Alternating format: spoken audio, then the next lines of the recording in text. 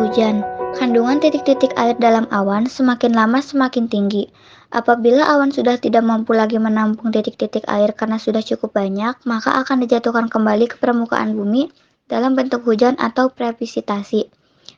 Untuk mengukur intensitas hujan digunakan alat fluviograph atau rain gauge yang biasa menggunakan skala milimeter. Pada peta cuaca, daerah-daerah yang memiliki curah hujan dihubungkan dengan garis yang disebut isohyet. Hujan orografis. Hujan yang terjadi akibat gerakan massa udara yang mengandung uap air terhalang oleh gunung atau pegunungan, sehingga dipaksa naik ke lereng pegunungan. Sampai pada ketinggian tertentu, kelembaban relatifnya mencapai 100% sampai terbentuk awan. Kumpulan awan itu kemudian dijatuhkan sebagai hujan orografis. Massa udara yang telah kering karena kadar airnya telah dijatuhkan sebagai hujan ini terus bergerak menuruni lereng daerah bayangan hujan disebut sebagai angin fon. Ciri-ciri hujan orografis. Pertama, hujan orografis biasanya terjadi di area lereng-lereng pegunungan. Kedua, hujan terjadi karena udara yang mengandung uap air terhalang pegunungan. Ketiga, turunnya hujan di lereng gunung yang berhadapan dengan datangnya arah angin. Keempat, ketika uap air dalam udara telah menjadi hujan, udara akan bersifat kering. Manfaat hujan orografis. 1.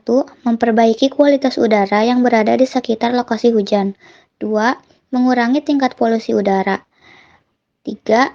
Meningkatkan ekonomi manusia, yaitu yang berperan dalam bidang cocok tanam. Dan yang terakhir, salah satu sumber tenaga air.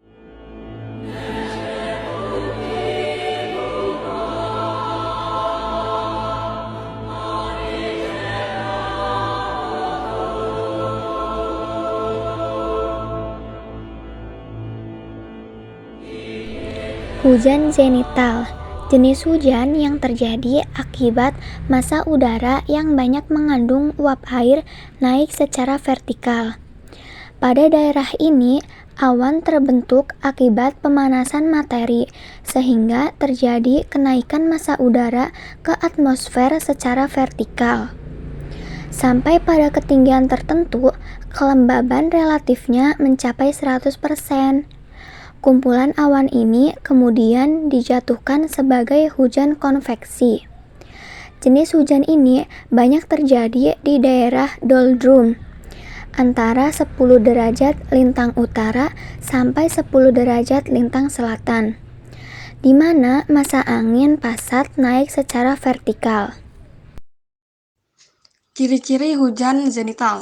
Awan gelap, hujan sangat lebat, air hujan dari hasil penguapan sumber air di permukaan bumi disertai guntur.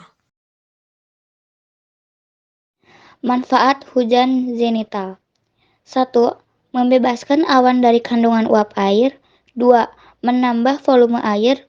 3. Menyuburkan tanah. 4. Cuaca kembali cerah atau menjadikan udara bersih. 5. Mengurangi polusi udara. 6. Menimbulkan hawa sejuk.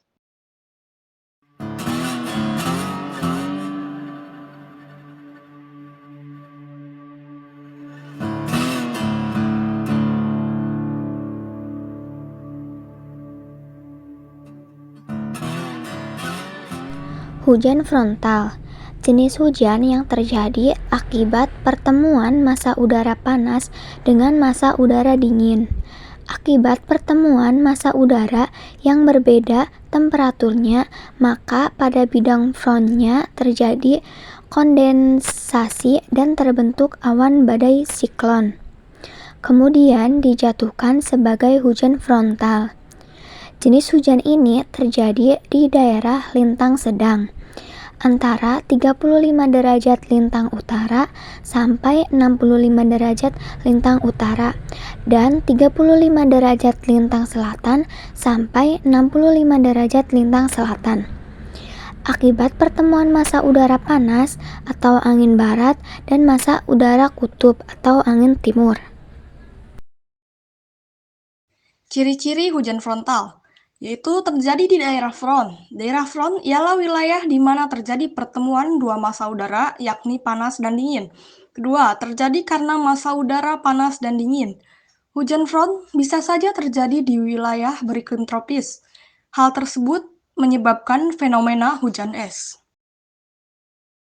Manfaat hujan frontal menyuburkan tanah daerah front dan bentuk pelepasan kondensasi dari pendinginan mendadak.